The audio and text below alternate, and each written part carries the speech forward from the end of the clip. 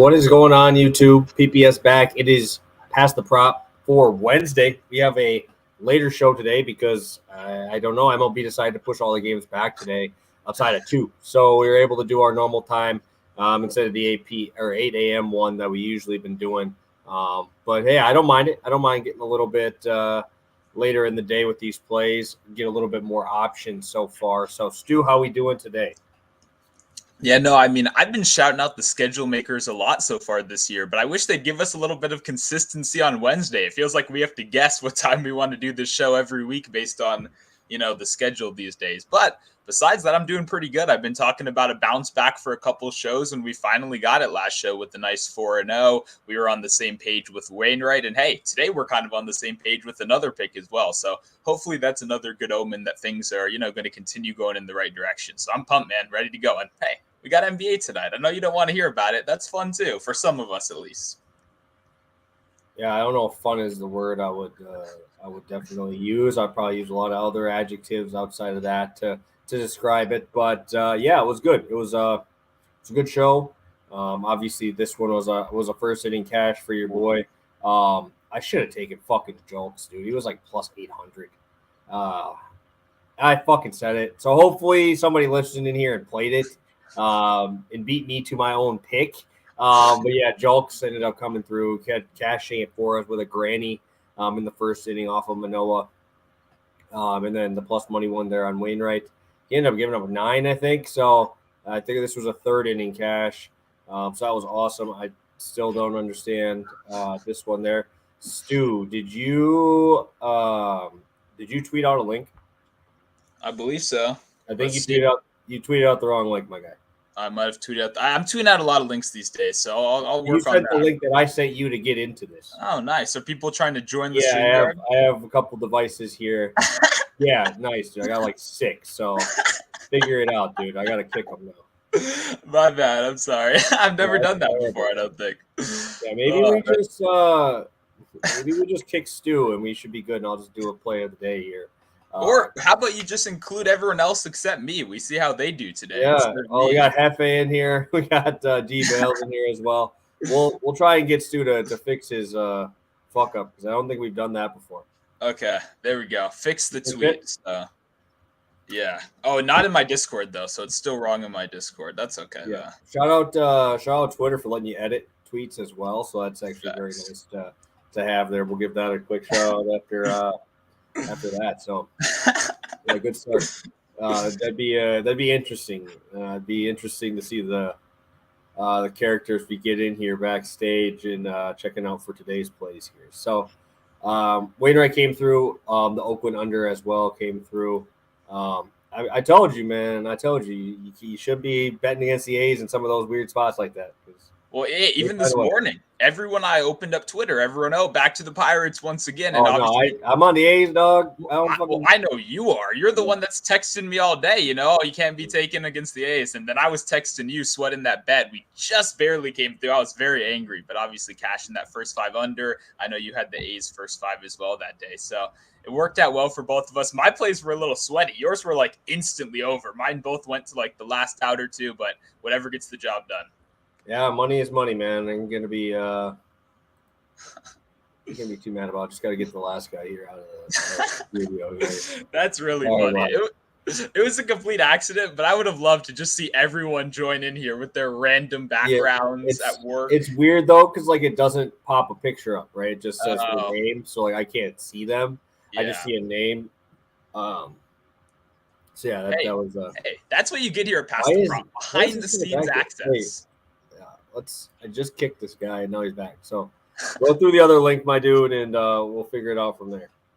But yeah, pretty big slate today. Fully, if you go all the way, obviously through the games that started already. DK slate starting at that 6:00 time. So we have a couple games that are not on the slate there. Any games specifically that you wanted to talk about personally? Well, I like the Lance Lynn Yankees, right? But I'm worried about the what do you call it? The air quality, right? Isn't there some concerns that there might not even be playing? No idea. Okay. Well, that's just what I saw. I saw it on Twitter, so that may be nothing. So I'm definitely interested in that game 100%. And then, hey, Hey, my Nats and Diamondbacks. That's a good game today. I won't go anymore. I see Ahan is with me on the same page. That's Ahan's fault for saying it first, not me. But I agree. I like this series a lot. But yeah, those are my two for today. Yeah, I don't know. I can never back the Nationals unless it's against the lefty. I'll never play them. Yesterday, I did have their team total in the first half over, so it was awesome. That came through. Shout out Lane Thomas again for hitting me a homer again. Finds a way every single time I try to play him. So that was good. I mean, I don't really think that there's many that I do like outside of maybe the Scherzer Morton spot, but I think that I'm obviously leaning a bit more with Scherzer there. The Mets just can't hit, man. It's really tough for me to want to back them, even with Scherzer on the bump, because they just haven't, their offense I thought was going to start clicking there a little bit. Still haven't. I love fading me some Charlie Morton, but it's an offense I want to fade and pitcher I want to fade. And then obviously you got Max Scherzer facing this Braves team that can pretty much hit anybody. But obviously Scherzer over this last month has been awesome. My fantasy team is thanking you, Mr. Scherzer. You finally are waking up. I have Jesus Luzardo finally waking up as well, dude.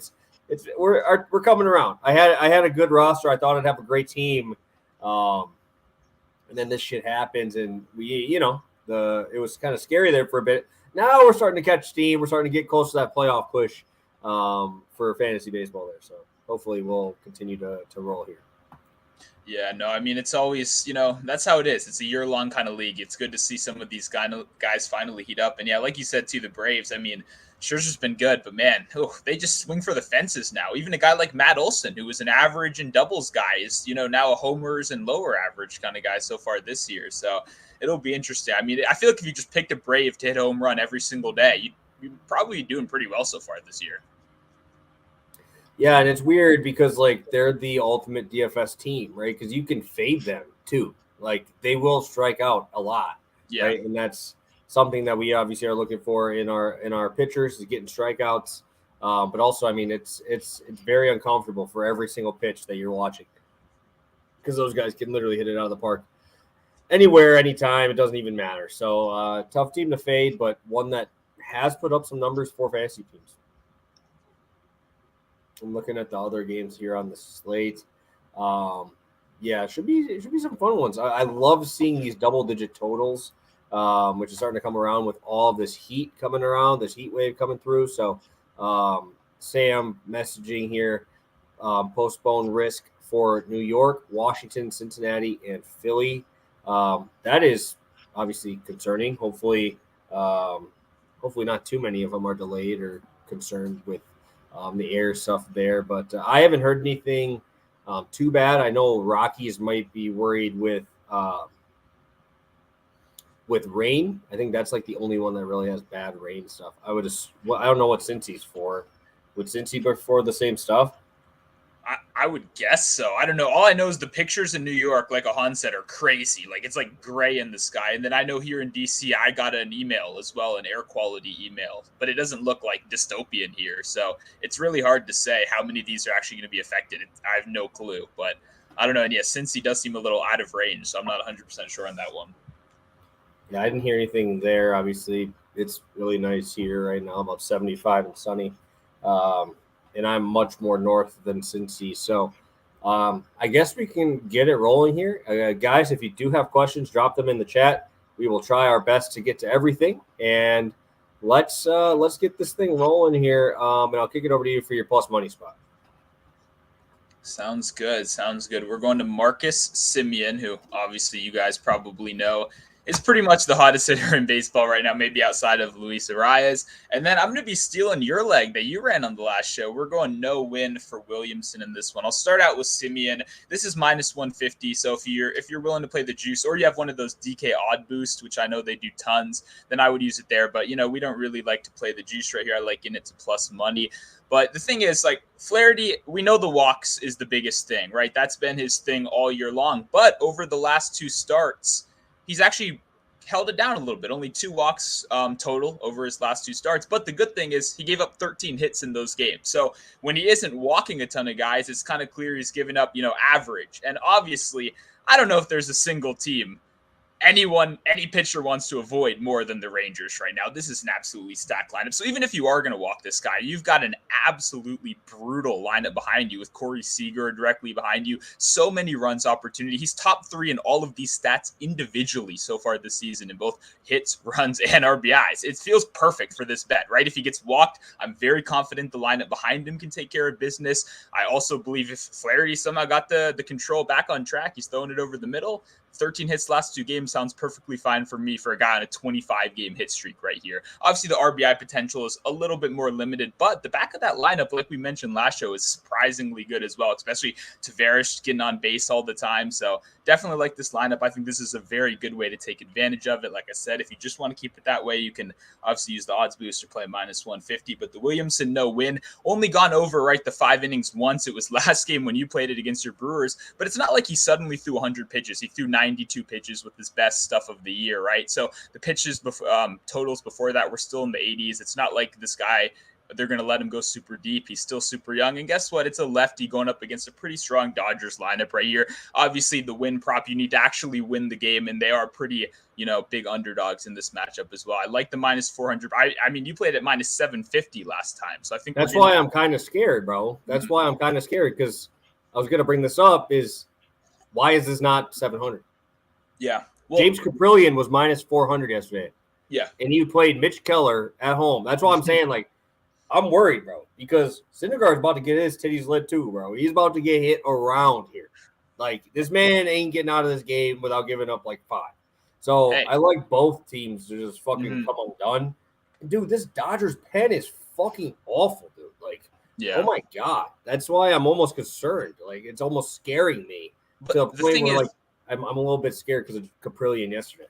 Yeah, I know what you mean with the price, but I will say across the board this week, especially with everything I'm seeing, every guy is priced down from what I was seeing before, right? When I looked at the Williamson last week, that was 750. There were a couple other guys, 600, 620. I didn't see a single person over -400 to not get the win today. So it almost seems like a general market pricing adjustment, but I do understand your concern. Obviously, Keller, I feel like every person on my timeline had his strikeouts. I know he was the Prize Picks promo as well that screwed a lot of people. So I get what you mean with the pricing discount, but I'm gonna take the plus money right here. I think it was between him and Seabold, right? I was gonna fade one of those 2 guys today. I think Williamson's his innings upside is a little bit lesser. He's not gonna go over 90 pitches or much over 90 pitches in this one, and I think he gets hit around a little bit. So let's get a lot of runs. I'm fine with both sides. Let's just get him out after 4 innings. How about that? Yeah, no, I agree. It's just, that scares me off a little bit. Just a tad, just because of that. But, I mean, I'm fading Williamson as well today. I'm going to the plus money spot at +115 DraftKings on the over 3.5 earned runs. I really wanted to take hits against him as well, but the walk issues is really, really tough for me to avoid there. Obviously, he's not doing great at keeping the ball in the zone either. He's got a 12% walk rate, a 46% hard hit rate, only striking out 20% of batters. And a lot of that work was against my Brewers, who obviously struggle. 13% barrel rate, not something I want to see. Dodgers are top 5 hitting team against lefties. JD Martinez, Mookie Betts, both are on an absolute heater right now. Will Smith, I expect to obviously find a couple barrels as well tonight. It's just a really concerning lineup. I'm curious who bottom part of the order is going to be now because you have obviously Peralta and Hayward getting starts versus righties. I'm curious who they're going to fill in with that. I don't know if they're going to use Outman lefty. I know they have in the past. So that bottom part is a little bit different. But, I mean, your top 5 is probably one of the best top 5s in the MLB. It's just obviously it takes a big drop off there, but this whole team just mashes left-handed pitching. Obviously, the best spot on the slate here. I should see a lot of traffic. We saw Mook Weaver yesterday. Just could not keep these guys off base. Dodgers, number 1 in chase rate, right? They're very, very good at being disciplined in the zone. And that's what scares me off of that hit line. That's why I took the earned runs instead, because a 12% walk rate is very, very concerning, right? That is very concerning for a guy wanting to bet on hits. So 12% walk rate, should see a lot of guys on base, not too much swing and miss stuff. And we're just seeing way too many base runners on for me against this really scary lineup. So sign me up. Over 3.5 earned runs here at home for matching up with this Dodgers team. Very tough spot. Yeah, obviously the Great American Small Park, I believe is what you like to call it, and that's obviously going to play in this matchup. We saw it on Dinger Tuesday yesterday as well. I like what you did, obviously factoring in the walks, especially with kind of a scary lineup like the Dodgers and a young pitcher right there. I will ask you, do you like the full game over? I know you kind of just mentioned a little bit ago that you were liking both sides. Do you still like that play as well? It's tough because the Reds pen really shoved yesterday, which is kind of concerning that they were able to just do it pretty easily. Like there was not really many threatening spots for that bullpen. So that's kind of what scares me off a tad. Is just because they haven't been able to actually do anything against this pen yet.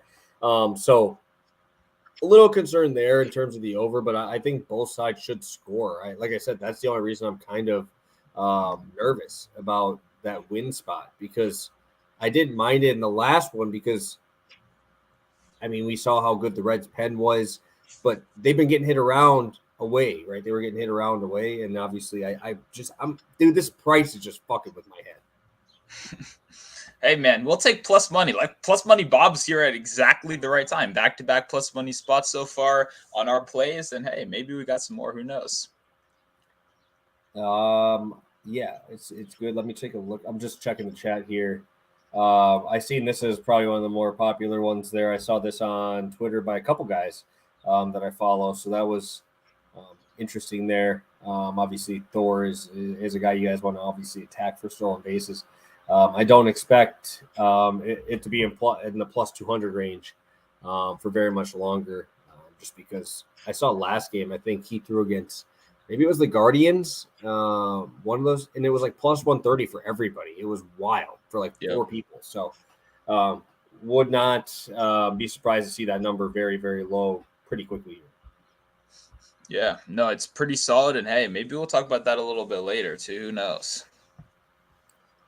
Sounds good. Let's head on to play number 2. I'll kick it to you here. Sounds good. We're going for Ellie's teammate right here, Matt McLain and Luis Arias, both to record a hit. This one is minus 120 over on FanDuel. It's funny, I started this one with Emmanuel Rivera in the Diamondbacks game against my Nats. I think he definitely gets a hit today. But when he's the same price as Luis Arias, who is hitting 400 so far this year, you take Luis Arias, especially when he's going against Jordan Lyles, who's obviously has not won a game so far this year, the 6 ERA. I'm pretty sure the whole world kind of knows that deal, right? I mean, I've seen 400 Twitter posts.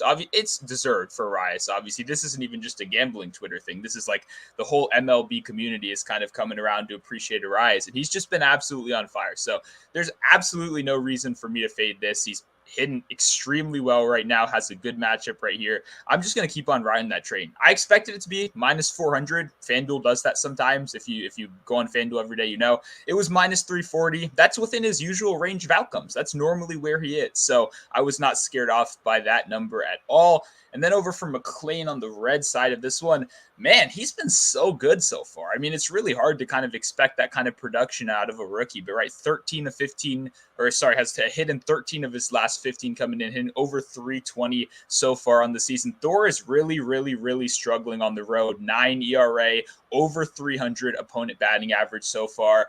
I mean, hey, you've had him for a stolen base in a couple of these as well. I like that angle in this one. I just think these are two dependable guys. I think you got to have a more reasonably priced guy for Arias to pair with, and I think McLain is a little bit underpriced considering just how consistent he'd been. I know the strikeouts were obviously a concern coming in, but the K rate's been slowly declining as he gets more and more comfortable. So really like the spot at minus 120 today. Yeah, no, I've backed McLain quite a bit. I remember first day he got called up, I was on him everywhere. I played him in everything. Haven't been fantasy. He's been great for me. But yeah, no, he's fantastic. Obviously, I would never talk anybody off of him. So love to see that. And I'll be heading over to a full new game, right? I'm heading down to the Los Angeles Angels tonight. I absolutely love them at home. You guys know how much I like this Angels team. I love fading Jameson Taillon. Again, just cannot get strikeouts, right? And when I'm facing a power team, I'd like guys who can make you swing and miss, right? That's what these guys are going for, right? Ohtani ain't getting cheated, right? Trout is not up there getting cheated on these swings, right? I love to see that Taylor Ward went yard last night. He has been very, very, very bad this year. And that's really the engine that ran it at the beginning of last year, right? When they were really good. They started out hot. Taylor Ward was fantastic, right? So now we look over for Jameson Taillon. He's bottom 20% in whiff rate, expected slugging, expected batting average, barrel percentage. It's just really scary for me to see this. He's usually a control guy. He's almost at a 7% walk rate after a 4% walk rate last year. That is obviously not something I want to see there. And then you go to this Angels team over the last 2 weeks, their top 10 hitting team with a 789 OPS. Obviously, that is very, very good. But they're not hitting for average, but everything that they're doing is resulting in power swings, right? You look at the top 10 teams in terms of the last 15 days, right? They're by far the lowest in batting average at 244. Their slugging is 452. They got 19 homers in the last 15 days, right? So this is just all power. Jameson Taillon's giving up barrels. He's walking you as well. Not afraid of this Cubs bullpen either. It's going to be hot there. A top 10 hitting team at home as well in this Angels spot. So really everywhere I go, I can't get away from these guys. I mean, if you're going for home runs, this is probably a spot you want to go, obviously, in LA. Ball is traveling. I just can't back Taillon here, and this is just not a spot that I want for a guy with over a 7 ERA. And yes, he's been unlucky. I know people have talked about him with one of the biggest discrepancies in ERA to expected ERA, but his expected is still over 5. So it's not like he's pitching well. He's just getting unlucky, and that's what's getting him to a 7, right? So really, really tough spot for me to want to back Taillon here. If you can't miss Bass against this Angels team, dude, this is tough. This is a tough lineup to navigate through. Yeah, I mean, pretty much same. I was literally going to talk about a home run spot in this game in a second for pretty much the exact same reason. You really can't. Like, Taillon has been an amazing fade, especially for lefties so far this year. And like you said, he had one good outing, right? Last time out, I believe that was his kind of first more stable one of the year. But the xERA is still through the roof. And yeah, I have no confidence in him whatsoever. So I really do like this spot. And I do have a homer in this one that we'll get to in a minute or two. I love it. I love it. Love it. Darius dropping in here with Kirby over 17.5 outs. If you could post a line with that, I would appreciate it. But Kirby has been great, man. He's been really good. I don't mind fading this Padres lineup. They have not been good at all. And I mean, even if you want to go into like what we were just talking about over the last, I used 2 weeks because I think that's a decent sample size. They're bottom 5 in OPS, right? So I know there was injuries. Machado is coming back from the injured list. I thought I saw someone go out. I don't know who it was in their last game. I don't know. It may have been Soto being scratched yesterday or something. But yeah, I don't mind Kirby at all today. I think I would rather go outs over strikeouts as well. Yeah, he's been a wagon for a lot of people this year. Really nothing negative to say about Kirby. Perfect. I don't think there's any other I'm talking about Ronesy, dude. Yeah, you got absolutely shelled, man. Absolutely shelled. Yeah, I don't mind it, but I would probably pair that with something. I don't know. I don't do the when we get into those 40s, man. It's a tough spot to be. Maybe you just take Taillon not to record a win or something like that to get it down. The minus 140 is a little scary, dude. Like that could really ruin your night if just one play loses, you know. So, I think I would probably add something to it to get that juice down a little bit there. So let's go through a quick recap, Stu. We're getting in on that 25-minute mark, so we'll go through a quick recap here. And then I know you have a long shot. I have not looked yet, so let's get to it. Sounds good. I went with Marcus Semien, the hottest hit, or one of the hottest hitters in baseball, over 1.5 hits, runs, RBIs. That's minus 150 solo. I paired it up with Williamson to not record a win. That is plus 108 over on DraftKings. And then we went Luis Arias, the actual hottest hitter in baseball, paired up with McClain of the Reds, minus 120 for a hit parlay over on FanDuel. Yeah, and I'll be on the Angels team total over 4.5, minus 124. And that's going to go along with Williamson over 3.5 earned runs. I like the hits look as well. It's just the walks really concern me for that spot, just because as much as I want to bet that, if a guy's walking 12 for 10 a dude, it's really hard to want to do that. So, Stu, I know you didn't send me anything yet. So what do you got for your long shot here? Yeah, it's simple. Shohei Ohtani to hit a home run plus 300 right here. I really like that angle. I've been going lefties against him all year long, or against Tyone, obviously, all year long, and I'm going to continue it. I opened it up. It was minus 260 on FanDuel. I said, oh, fuck that. And then I was like, let me just check what the other books are. Saw the 300 over on Caesars, had to grab that. I also do like the McClain home run. It's like plus 425 right now, despite everyone else being real low. And then also Dela Cruz at the plus 265 or something is solid. I might throw a little, stolen base parlay against Syndergaard like usual. All right. Well, since you did a 300, I'm gonna have to, beat that. So It's pretty hard to not beat. Yeah, but I'm not doing like a normal long shot that I normally do. So I'm gonna do. This is fucking wild, bro. I haven't done one of these in a while, so I will be doing an alternate line play here. I'm doing the Reds, Dodgers first 5 over 9. Oh, wow. I'm going up to 10. That's plus 320 on FanDuel, dude. I don't even mind it up to 12.5 at 920. I've had worse bets than that, man. Fuck this. I hate both pitchers, bro. Yeah. I don't hate Williamson. I just hate this matchup, right? Yeah. So we saw the Dodgers early yesterday just come out and punch them square in the mouth.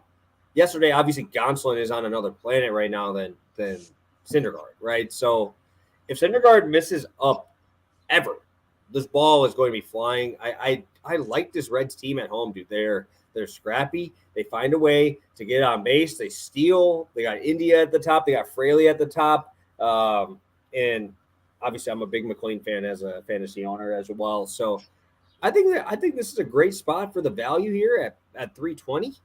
It's already sitting at 6.5 on some books as well. So the thing is if you're gonna suck, it's probably gonna just unload on you if you're in Great American Ballpark, right? So like if they're doing well, I'm gonna lose the regular line at 6.5 anyway, right? I'm already gonna lose that. So what's the point of me playing that at plus 105 when I can just play this? These guys are going to get unloaded on if they're going to suck in this game. So I think that we're going to see a lot of runs. And like I said, I don't mind that Reds bullpen, dude. They bring in dudes that throw gas, have great stuff. And I think that this is the better way to do it. I might as well go in on this if I'm going to go in at this price than the plus 100. No, I like it. I mean, hey, if you're gonna go in, go all in, and we kind of know that's how baseball is. You do see some of these 10-5 games, and you see some 1-0 games. There's a large range of outcomes, and if the batters are knocking the I don't even know where I'm going with that. If they're crushing the ball, then I like this spot right here. And the point, yeah, that's all I got. I don't even know what I'm trying to say. Yeah, no, you're good. But yeah, we got some good plays here, dude. I'm excited. So. Stu, I guess, what do you got for him? I know we had to get out of here. You had something after here. So closing in on that 30-minute mark here, what do you got for the people? Yeah, I'll have an NBA article out before, obviously, the slate ends today. That's pretty much it. I'll have some more MLB bets probably posted a little bit closer to game time, maybe a couple long shots, maybe even a long shot article if we have some time today. So obviously, NBA bet will be up pretty soon. I also did do a podcast with a guy, Joe Delara, yesterday. We talked all things NBA, and then I kind of yelled at him for the last 15 minutes about some of his questionable tastes in things like cake pops and sauces and stuff like that. I thought it was a lot of fun. I think you guys would enjoy it. I mean, the first 40 minutes is, good basketball discussion. And then it obviously got a little bit unhinged, as most things that I appear on tend to do. So that was a lot of fun. Make sure to go check that out after you're done watching this. And yeah, that's really all I got. Perfect. Yeah, I'm hopefully going to have an article here. I'll probably be doing that shortly after this. I really like this slate. There's a lot of action here that I think we can get some good spots out of. So a lot of sharper lines here that I think we can exploit. So I'm excited. And we'll be back Friday again. We'll figure out that time if we're going to do noon again there. But yeah, I'm excited. Hopefully we'll be able to match last show's 4-0 slate there. Hopefully get one of these long shots, right? We want to get one of these. I know it's been couple shows since we got one. So I'm excited to go after it today. So have a good one, guys. Best of luck, and hopefully we can come back to you on Friday with another sweep.